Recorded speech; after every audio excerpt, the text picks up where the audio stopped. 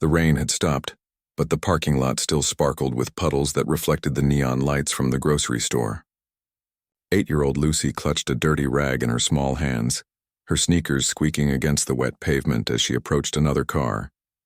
Her worn-out jacket hung loose on her tiny frame, and her brown hair stuck to her forehead from the humidity. "Excuse me, sir," she called out to a man loading groceries into his trunk. "Would you like me to clean your windows?" "Just $2. The man glanced at her, then at his watch. "Sorry, kid. I'm in a hurry."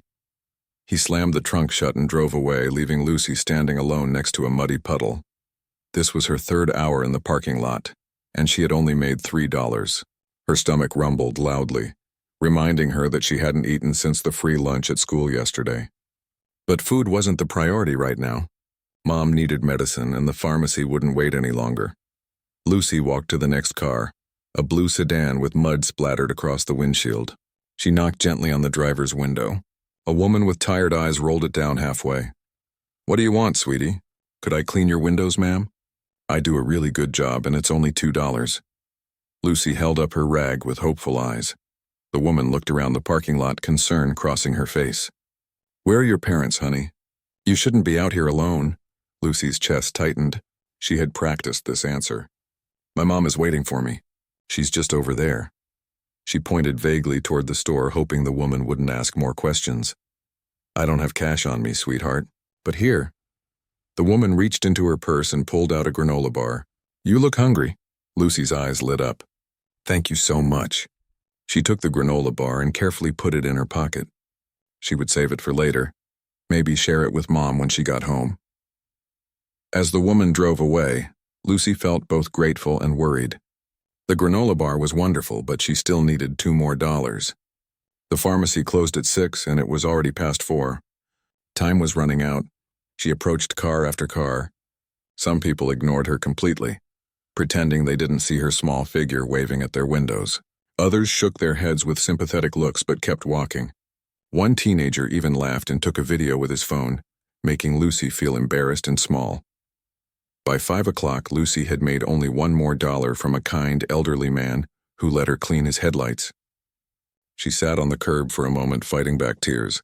Mom had been coughing so much last night, and the fever made her say strange things. The free clinic doctor had given them a prescription, but without the money, it was just a piece of paper.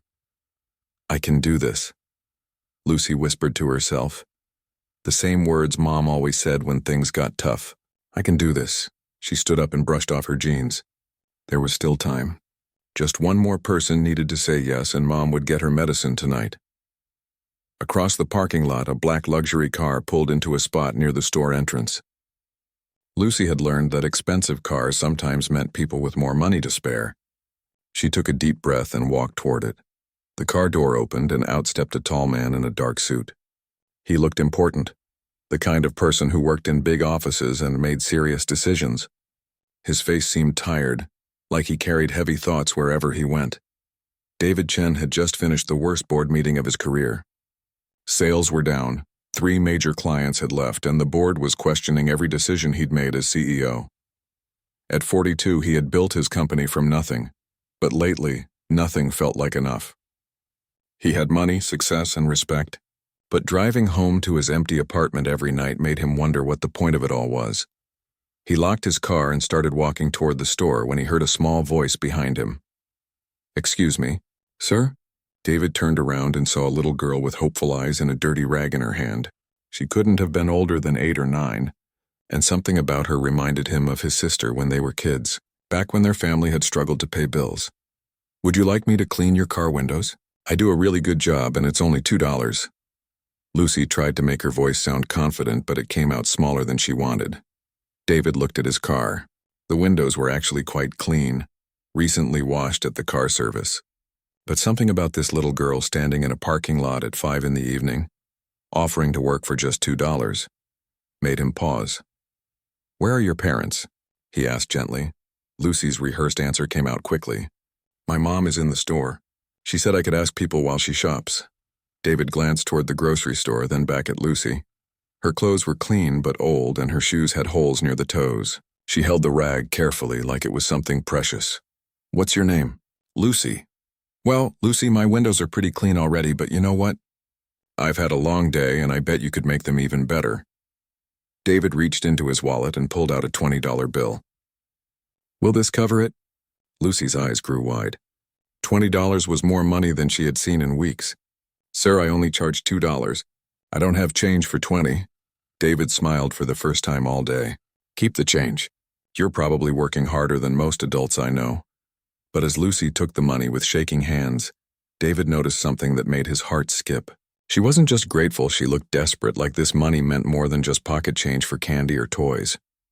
Lucy, he said carefully, is everything okay at home? For a moment, Lucy's brave face cracked, and David saw something that reminded him of his own childhood fears. The way she clutched that $20 bill like it was the most important thing in the world told him a story that no 8-year-old should have to live. Lucy looked up at David with tears forming in her eyes. The $20 bill felt heavy in her small hands, like it carried the weight of all her hopes. She tried to speak, but the words got stuck in her throat. It's okay, David said softly, crouching down to her level. You don't have to tell me anything you don't want to. But something about his kind voice and patient eyes made Lucy feel safe. Maybe it was because he didn't rush her or demand answers like the other adults who had questioned her today. Maybe it was because he looked at her like she mattered. My mom is really sick, Lucy whispered, her voice barely audible above the sound of cars passing by. She has a bad cough and fever, and the doctor gave us medicine to get, but we don't have enough money. David felt his chest tighten. He remembered being Lucy's age, watching his own mother count coins on the kitchen table, trying to figure out how to pay for his father's diabetes medication. The memory hit him harder than any board meeting criticism ever could. How much does the medicine cost? He asked gently. $23, Lucy said, looking down at the money in her hands. I have 22 now, so I just need one more dollar. Her voice filled with hope again. The pharmacy closes at 6, but I can make it if I run. David checked his watch. It was already 5:30. Even if Lucy found someone to give her another dollar in the next few minutes, something didn't feel right about sending an 8-year-old girl to a pharmacy alone. Lucy, where exactly is your mom right now? Lucy's face went red and she looked at her shoes. The silence stretched between them until finally, she spoke in a voice so quiet David had to lean closer to hear. She's at home. She's too sick to walk very far. Tears started falling down Lucy's cheeks. I told her I was going to play outside, but really I came here to try to get money. She doesn't know. David's heart broke. This little girl had been trying to solve her family's problems all by herself, carrying a burden that no child should ever have to carry. Lucy, does your mom know how sick she is? Has she seen a doctor? We went to the free clinic yesterday, Lucy explained, wiping her nose with her sleeve. The nice doctor lady said Mom has something called pneumonia and needs medicine right away. But Mom said we'd figure it out tomorrow because we didn't have money today. Pneumonia. David knew that could be serious, especially if left untreated. He made a decision that surprised even himself. Lucy, I want to help you and your mom. Would you let me drive you to get the medicine? Lucy looked uncertain. My mom always told me never to get in cars with strangers. Your mom is very smart, David said. That's exactly what she should have taught you. But what if we called her first? Do you have a phone number where I can talk to her? Lucy shook her head. Our phone got turned off last month, David thought for a moment. Okay, what if we walk to the pharmacy together? It's just across the street. You can get the medicine, and then I can help you get home safely to your mom. Lucy considered this. The pharmacy was indeed just across the street, and this man seemed different from other strangers. He had kind eyes and he crouched down to talk to her instead of standing over her like she was unimportant. You really want to help us? I really do, David said.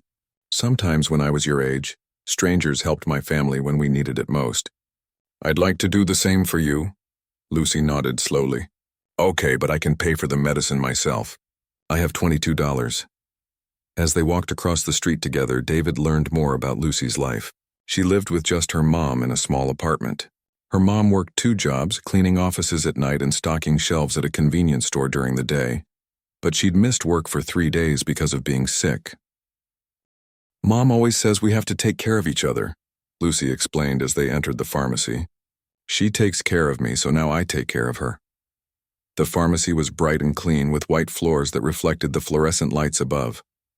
Lucy walked confidently to the counter, like she'd done this before. Hi, she said to the pharmacist, a woman with gray hair and gentle eyes. I'm here to pick up medicine for my mom.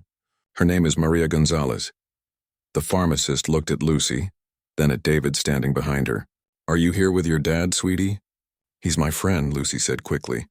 He's helping me get mom's medicine. The pharmacist pulled up the prescription on her computer. The total is $23.47. Lucy's face fell. 47 cents more? But I thought it was $23. There's tax, honey, the pharmacist explained kindly. Lucy looked at her $22, then up at David with worried eyes. She was so close, but still not quite there. David stepped forward and placed a hand gently on Lucy's shoulder. It's okay. I've got the rest. But Lucy shook her head firmly. I can pay for my mom's medicine. I worked for this money. She looked around the pharmacy, thinking hard. Then she remembered the granola bar in her pocket. Excuse me, Lucy said to the pharmacist. If I can't pay all of it today, can I come back tomorrow with the rest? The pharmacist looked sympathetic but shook her head. I'm sorry, sweetie. We can't hold prescription medications overnight without full payment. David watched Lucy's shoulders slump with disappointment. This little girl had worked so hard, had been so close to solving her family's problem, and now she was stuck just 47 cents short. He thought about his empty apartment, his successful but lonely life, and the board meeting that had seemed so important just an hour ago. None of that mattered now. What mattered was this brave little girl who was trying to save her mother. Lucy, David said quietly, I know you want to pay for this yourself, and I respect that. You've worked incredibly hard, but sometimes accepting help isn't giving up. It's being smart. Your mom needs this medicine tonight, not tomorrow. Lucy looked at the prescription bottle the pharmacist was holding, then back at David. But I don't know you. Why do you want to help us? David knelt down again, looking directly into Lucy's eyes. Because a long time ago I was a little boy whose family needed help and kind people helped us. And because you remind me that there are still good people in the world who take care of each other. Lucy thought about this for a long moment. Then she looked at her $22 and made a decision that would change everything. Okay, she said, but this isn't charity. It's a loan. I'm going to pay you back every penny. David smiled. Deal, but I have one condition. What? I want to meet your mom and make sure she's okay. And I want to drive you both home safely. Lucy nodded seriously. Okay, but you have to promise you're not a bad person. I promise, David said. And Lucy, you're one of the bravest people I've ever met. The ride to Lucy's apartment was quiet except for the sound of rain starting to fall again. David drove slowly through a part of town he rarely visited, where small apartment buildings lined narrow streets and corner stores had metal bars on their windows. Lucy sat in the passenger seat clutching the pharmacy bag like it contained pure gold. Turn left here, Lucy said, pointing to a street with old oak trees whose branches hung low over the road. It's the yellow building with the blue door. David pulled up to a 3-story apartment building that had seen better days. The paint was peeling, and one of the windows on the second floor was covered with cardboard and tape. But someone had planted flowers in small pots by the entrance and the sidewalk was swept clean. Mom is going to be so surprised, Lucy said, her voice full of excitement. She's going to feel so much better tonight. As they climbed the narrow stairs to the second floor, David noticed how Lucy skipped every third step. That one's loose, she explained when she saw him looking. You have to be careful. Lucy stopped at apartment 2B and knocked softly. Mom, it's me. I brought help. The door opened slowly and David saw a woman who looked like an older version of Lucy. Maria had the same brown eyes and determined expression, but her face was pale and drawn with exhaustion. She wore a faded pink bathrobe and leaned against the doorframe for support. Lucy, mija, where have you been? I was worried. Maria's voice was hoarse and interrupted by a deep cough that shook her whole body. Mom, I got your medicine. Lucy held up the pharmacy bag with pride. And this is David. He helped me. Maria looked at David with a mixture of gratitude and concern. Sir, I don't know what my daughter told you, but we don't need charity. We're doing fine. David could see the pride in Maria's eyes, the same fierce independence he'd seen in Lucy. Even sick and exhausted, this woman was protecting her dignity and her daughter. Mrs. Gonzalez, David said gently. Lucy didn't ask me for charity. She worked for the money to buy your medicine. I just helped with the tax. She's planning to pay me back. It's true, Mom, Lucy said, bouncing on her toes. I cleaned car windows for 3 hours. I made $22 all by myself. Maria's expression softened as she looked at her daughter, then back at David. You let an 8-year-old work in a parking lot? Mom, he didn't let me. I was already there when he found me, Lucy explained quickly. He actually tried to help me get home safely. Maria studied David's face for a long moment, then stepped aside. Please come in. I should thank you properly. The apartment was small but spotlessly clean. The living room had an old couch covered with a colorful blanket, and the walls were decorated with Lucy's drawings and a few family photos. Everything was organized and cared for, even though David could see that money was tight. Please sit, Maria said, gesturing to the couch. Lucy, get our guest some water. Mom, you should take your medicine first, Lucy said, already opening the pharmacy bag. The doctor said it was really important. David watched as Lucy carefully read the instructions on the bottle, then got a glass of water from the kitchen. She helped her mother sit down and handed her the pills with the seriousness of a nurse. There, Lucy said with satisfaction. Now you're going to get better. Maria took the medicine and looked at David. I don't know how to thank you. Lucy is everything to me, and I've been so worried about this medicine. You don't need to thank me, David said. Lucy did all the hard work. I just helped with the last little bit. As Maria settled back on the couch, David noticed a stack of papers on the coffee table. He could see they were bills, electric, rent, medical, all marked with red stamps that said overdue. Mom works really hard, Lucy said, following David's gaze. She cleans offices at night and works at the store during the day.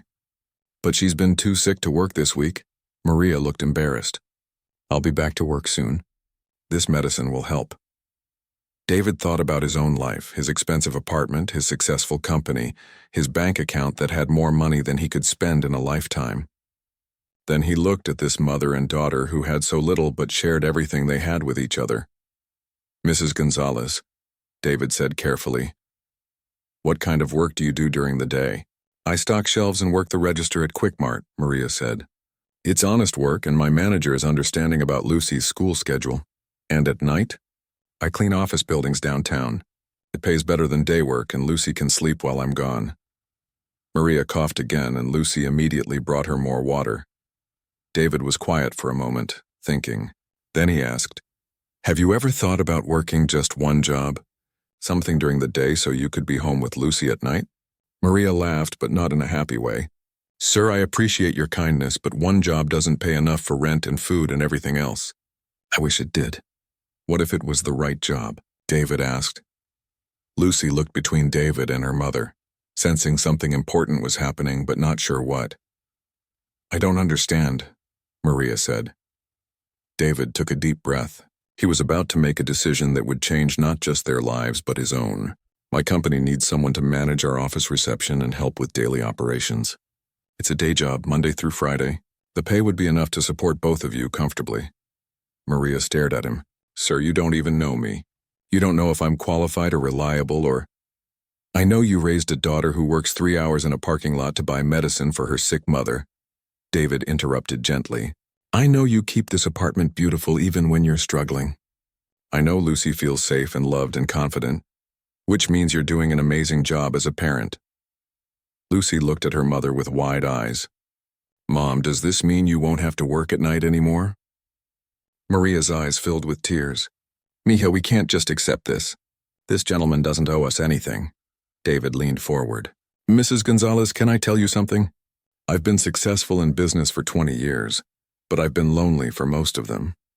Today, your daughter reminded me what really matters. She reminded me that there are still people in the world who take care of each other. He paused, looking at Lucy, then back at Maria. I'm not offering you charity. I'm offering you a job because I think you'd be good at it, and because my company would be better with someone like you working there. Maria was quiet for a long time, holding Lucy's hand and thinking. Final. Lie, she spoke. If I took this job, Lucy would come first, always. If she's sick or needs something, that's my priority. That's exactly why I want to hire you, David said with a smile. Lucy jumped up from the couch. Mom, say yes. Please say yes. Maria looked at her daughter's hopeful face, then at David's sincere expression. For the first time in months, she felt like maybe things could get better. Okay, she said softly. Yes, thank you. Lucy threw her arms around her mother, careful not to jostle her too much. We did it, Mom. We're going to be okay. David watched them hug and felt something he hadn't felt in years, like he was exactly where he was supposed to be. 3 months later, David walked through the glass doors of his company building with a smile on his face.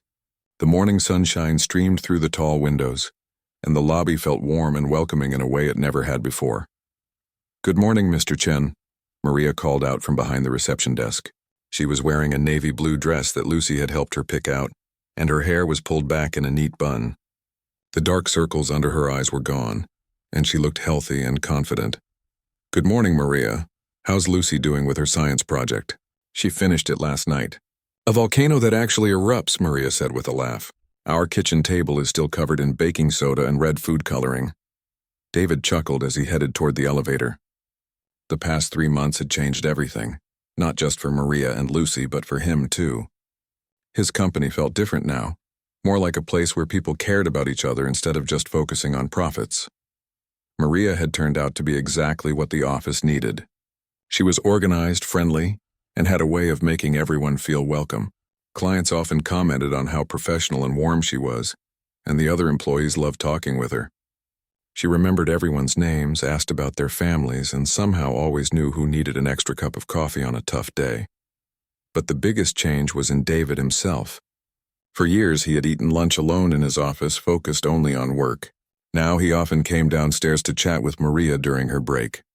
She told him about Lucy's school events, her excitement about learning to play guitar, and the small victories of their daily life. Mr. Chen, Maria called out as he waited for the elevator. Lucy wanted me to give you this. She handed him a folded piece of paper with his name written in careful, colorful letters. David opened it to find a drawing of 3 stick figures standing in front of a building. One tall figure in a suit, one medium figure with long hair, and one small figure with pigtails. Above them, Lucy had written, "My family," in rainbow colors. David felt his throat get tight with emotion. When was the last time anyone had considered him family? She insists you're part of our family now, Maria said quietly. I hope that's okay. It's more than okay, David said, carefully folding the drawing. It's the best thing anyone's ever given me. That afternoon, David found himself leaving work early, something he had never done before meeting Lucy and Maria. He drove to Lucy's elementary school just as the final bell rang. Through the chain-link fence, he could see children pouring out of the building, backpacks bouncing as they ran to find their parents. Lucy spotted him immediately and came running over with a huge grin. David, you came to pick me up. Your mom had to stay late for a meeting with a client, David explained as Lucy climbed into his car. She asked if I could get you. This is so cool, Lucy said, buckling her seatbelt. None of my friends have ever been picked up by a CEO before. During the drive home, Lucy chattered about her day. She had gotten an A on her math test, played kickball at recess, and learned about penguins in science class. David found himself genuinely interested in every detail, asking questions about her friends and her favorite subjects. David, Lucy said as they stopped at a red light. Can I ask you something? Of course. Before you met us, were you lonely? David was surprised by the question. Most adults wouldn't have been so direct, but Lucy had a way of cutting straight to the heart of things. Yes, he said honestly. I was very lonely. I had a successful business and a nice apartment, but I didn't have anyone to share it with. Lucy nodded seriously. Mom and I were lonely too, even though we had each other. We worried all the time about money and getting sick and what would happen if something bad occurred. And now? Now we feel safe, Lucy said simply. And you don't seem lonely anymore either. When they got to the apartment, Lucy immediately started working on her homework at the kitchen table while David helped make dinner. He had become surprisingly good at simple meals over the past few months. Tonight was spaghetti with tomato sauce and a salad. I used to eat takeout every night, David confided to Lucy as he stirred the sauce. I didn't even own a real plate, just paper ones. That's sad, Lucy said, looking up from her math worksheet. Food tastes better when you make it yourself and eat it with people you care about. She was right, David realized. Everything tasted better now. When Maria got home from work, she found David and Lucy laughing over Lucy's attempt to help grate cheese. There were cheese shreds everywhere except in the bowl. I see you two have been busy, Maria said, hanging up her jacket. David's teaching me to cook, Lucy announced proudly. Next week we're going to make pancakes from scratch. Over dinner, Maria told them about her day. A new client had been particularly difficult, but she had managed to calm him down and solve his problem. David listened with admiration. Maria had a natural ability to handle people that even some of his most experienced employees lacked. I've been thinking, David said, as they cleared the dishes. The company is growing, and I need someone to help manage client relations. It would mean a promotion and a significant raise. Maria stopped washing dishes and turned to look at him. David, you've already done so much for us. This isn't charity, David said, echoing Lucy's words from that first day. You've earned this. The clients love you, the staff respects you, and you have skills I need. Lucy jumped up from the table. Mom, say yes. You're the best with people. Even Mrs. Rodriguez from downstairs likes you, and she doesn't like anybody. Maria laughed and looked at her daughter, then at David. You know what? Yes, I accept. Later that evening, after Lucy had gone to bed, David and Maria sat on the couch drinking tea and talking quietly. I need to tell you something, Maria said. 6 months ago, I was so tired and scared that I didn't know how we were going to make it. Lucy was trying to take care of me, and that broke my heart. No child should have to worry about adult problems. She paused, watching David's face in the soft light from the lamp. You didn't just give us jobs and money, she continued. You gave us hope. You showed Lucy that there are good people in the world who help each other. That's a gift I can never repay. David set down his teacup and looked at Maria seriously. You're wrong about one thing. You have repaid me every single day. You and Lucy taught me what family feels like. You showed me that success without people to share it with is just expensive loneliness. As David drove home that night, he thought about how much his life had changed. His apartment didn't feel empty anymore because he knew he had somewhere to belong. His work had new meaning because he was building something that could help people like Maria and Lucy. But most importantly, he had learned something that no business school had ever taught him. That sometimes the best investment you can make is in the people around you. And sometimes a chance encounter in a parking lot can change everything. The next morning, David woke up excited to go to work, excited to see Maria and hear about Lucy's latest adventure. For the first time in years, he felt like he was living rather than just surviving. And it all started with a brave little girl who refused to give up. A mother who taught her daughter that family takes care of each other. And a lonely man who remembered what really mattered. 1 year later, David stood in the kitchen of his new house, carefully spreading chocolate frosting on a homemade birthday cake. The kitchen was filled with the warm smell of vanilla and sugar, and colorful streamers hung from the ceiling. Today was Lucy's 9th birthday, and David wanted everything to be perfect. Need help with that? Maria asked, walking into the kitchen with shopping bags full of party supplies. She had moved in 6 months ago when David bought a house with enough room for all of them. It wasn't romantic. They were like a family of choice, 3 people who had found each other and decided to stick together. I think I've got it, David said, concentrating hard on making the frosting smooth. But these roses are harder than they look in the videos. Maria laughed and set down the bags. Lucy will love it no matter what it looks like. She's been talking about this party for weeks. Through the window, David could see Lucy in the backyard, hanging balloons with some of her classmates who had arrived early. Her laughter carried through the glass, and David felt that familiar warmth in his chest that came whenever he heard her happy. I still can't believe she wanted to invite the kids from the after-school program too, David said, adding another wobbly rose to the cake. That's our Lucy, Maria said proudly. She never forgets where she came from or who might need a friend. The after-school program was one of David's new projects. 6 months ago, Lucy had mentioned that some kids at her school had nowhere to go after classes ended because her parents worked late. David had partnered with the local community center to create a free program with homework help, snacks, and activities. Lucy had been his unofficial consultant, telling him exactly what kids needed and wanted. Mr. David, Lucy burst through the back door, her face flushed with excitement. Come see what we did with the decorations. David wiped his hands on a dish towel and followed Lucy outside.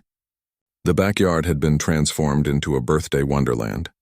Balloons in every color imaginable were tied to chairs and tables, and the kids had strung lights between the trees. A banner reading "Happy Birthday, Lucy" stretched across the fence, painted in the bright colors Lucy loved. This is amazing, David said, and he meant it. You guys did an incredible job. Tommy helped me with the banner, Lucy said, pointing to a shy boy sitting at one of the picnic tables.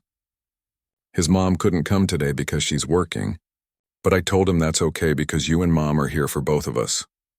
David looked at Tommy, who was carefully arranging plastic forks on the table. The boy reminded him of himself at that age. Quiet, serious, trying hard to help. David walked over and sat down next to him. Thanks for helping make everything look so good, Tommy. Lucy's really nice, Tommy said quietly. She shares her snacks with me at the after-school program when I forget mine. She's got a big heart, David agreed. Just like her mom. As more kids arrived, the party came to life. David found himself running around the backyard, organizing games and making sure everyone had enough to eat. Maria moved through the crowd like a natural hostess, making sure the quieter kids felt included and resolving small disputes over game rules. David, watch this, Lucy called out. She was teaching a group of younger children how to play a clapping game. Her patience infinite as she showed them the rhythm over and over. Watching Lucy with the other kids, David thought about how much had changed in just 1 year. Lucy was still the same brave, caring girl who had approached him in that parking lot. But now she had the confidence that came from feeling secure and loved. She spoke up in class, made friends easily, and most importantly, she was just a kid. Not a little girl carrying adult worries. She's something special, isn't she? David turned to see Mrs. Rodriguez, their elderly neighbor, watching Lucy with a smile. Maria had invited her to the party, knowing Lucy would want everyone to feel included. She really is, David said. She taught me more about life in 1 day than I learned in 20 years of business. And what about you? Mrs. Rodriguez asked with the directness of someone who had lived long enough to ask the questions that mattered. Are you happy? David looked around the backyard at the chaos of children playing, Maria laughing with some of the parents who had stayed, and Lucy in the middle of it all, glowing with joy. I've never been happier, he said, and realized it was completely true. When it was time for cake, everyone gathered around the picnic table. David carried out his imperfect but lovingly made creation, and Maria led the group in singing Happy Birthday. Lucy's eyes shone as she looked at the cake, then at the faces surrounding her. Make a wish, Mija, Maria said softly. Lucy closed her eyes tight, thought for a moment, then blew out all 9 candles in one breath. The crowd cheered and Lucy grinned. What did you wish for? Asked Katie, one of Lucy's best friends. I can't tell you or it won't come true, Lucy said. But I can tell you it already kind of came true. Later, as the party wound down and parents came to collect their children, David helped clean up the backyard. Lucy sat on the picnic table, her legs swinging as she watched him fold chairs. David, can I tell you something? Always. When I was little, littler than now, I used to wish I had a dad like the other kids at school. David stopped folding chairs and looked at her. Lucy's expression was serious but peaceful. I don't wish for that anymore, she continued, because I figured out that families come in all different shapes, and our shape is perfect for us. David felt tears prick his eyes. I think so too. Also, Lucy added, her serious expression breaking into a grin, I told Mom that you should officially adopt me. That way we'd be a real family on paper too. David's heart stopped for a moment. He looked toward the kitchen where Maria was washing dishes, wondering if she knew about Lucy's wish. What did your mom say about that? She said it was up to you. She said you've been more of a father to me than I ever dreamed of having. Lucy tilted her head. So would you want to? David sat down heavily in one of the remaining chairs. A year ago he had been a successful but lonely man who measured his worth in quarterly profits and board meetings. Now a 9-year-old girl was asking him to be her father, and it felt like the most important business decision he'd ever been asked to make. Lucy, I would be honored to be your dad, if that's what you and your mom really want. Lucy jumped off the table and threw her arms around his neck. Yes, that's what I wished for on my birthday candles. Well, part of it anyway. What was the other part? Lucy pulled back and looked at him with those wise eyes that had seen too much too young, but had somehow remained full of hope. I wished that other kids like me would find someone like you. Someone who sees them and helps them and reminds them that they matter. David held Lucy close and thought about all the children in the after-school program, all the families struggling to make ends meet, all the lonely people in the world who just needed someone to see them. Maybe we can work on that together, he said, as a family. Deal, Lucy said, squeezing him tighter. I love you, Dad. I love you too, sweetheart. Both of you. Forever. That night, after Lucy had fallen asleep surrounded by her new birthday presents, David and Maria sat on the front porch watching the stars come out. She told you about the adoption idea, Maria said. It wasn't a question. She did. What do you think? Maria was quiet for a moment, then smiled. I think Lucy's always been good at knowing what she needs. And I think you've been her father in every way that matters since the day you met her. David took Maria's hand, not in a romantic way, but in the way of two people who had committed to raising a child together and building a life based on love and mutual respect. Then let's make it official, he said. Let's be a family. Above them, the stars sparkled in the clear night sky, and somewhere inside the house, Lucy slept peacefully, dreaming of a future where every child had someone who believed in them the way David believed in her.